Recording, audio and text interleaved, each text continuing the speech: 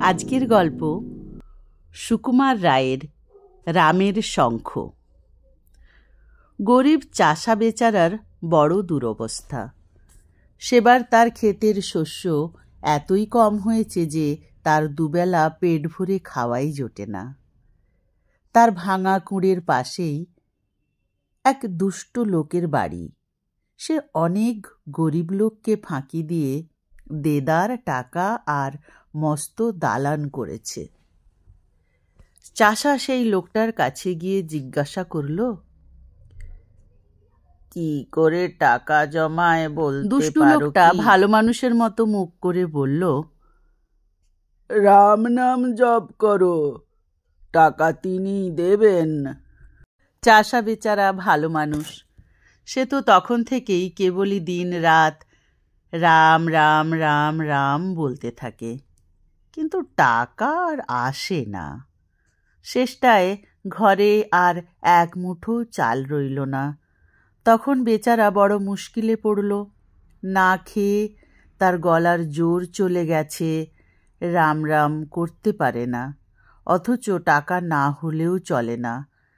রাম নাম ছাড়বারও জো নেই। বেচারা চিঁচি করে রাম নাম জপ করছে, এমন সময় একজন রোগা টিংটিঙে লোক এসে একটা শঙ্খ দিয়ে চাষাকে বলল, এই শঙ্খটা নাও, 10 বার রাম নাম করে পূব মুখ হয়ে এই শঙ্খে 3 বার ফুঁ দিয়ে যা চাইবে তাই পাবে। এই বলেই সে চলে গেল। চাষা তো তখনই 10 বার রাম নাম করে পূব মুখ হয়ে শঙ্খে 3 বার ফুঁ দিয়েই বলল, পোলাও, মাংস, তরকারি, পায়েস, মিঠাই এইসব চাই। অমনি থালা ভরা সুন্দর সুন্দর খাবার এসে হাজির।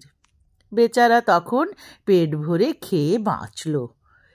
তার পরের দিন যখন সেই দুষ্ট লোকটার সঙ্গে চাষার দেখা হলো, তখন সে চাষাকে জিজ্ঞাসা করল, কি ভাই, তোমার আজ এত ফুর্তি কেন? রাম নাম করে বুঝি মেলায় টাকা পেয়েছ? চাষা বেচারা ভালো মানুষ, সে সব কথা তাকে খুলে বলল, কেবল শঙ্খটা কি করে বাজাতে হয় তা বলল না। দুষ্ট লোকটার বড় হিংসা হলো। সে রোজই শঙ্খটির লোভে চাষার বাড়ি যাওয়া আসা করতে লাগলো, আর একদিন সুবিধা বুঝে সেটাকে চুরি করলো। কিন্তু সেটা চুরি করেও তার কোনো লাভ হলো না।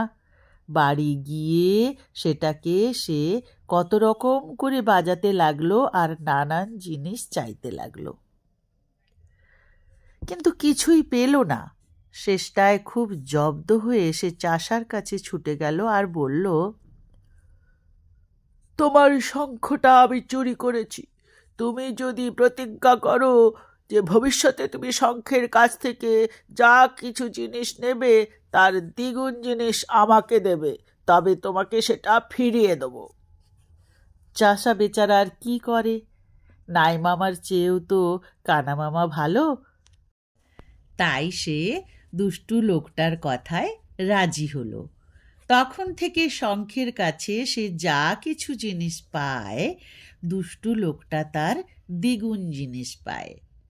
শেষটায় একবার সে দেশে ভয়ানক গরম পড়ল।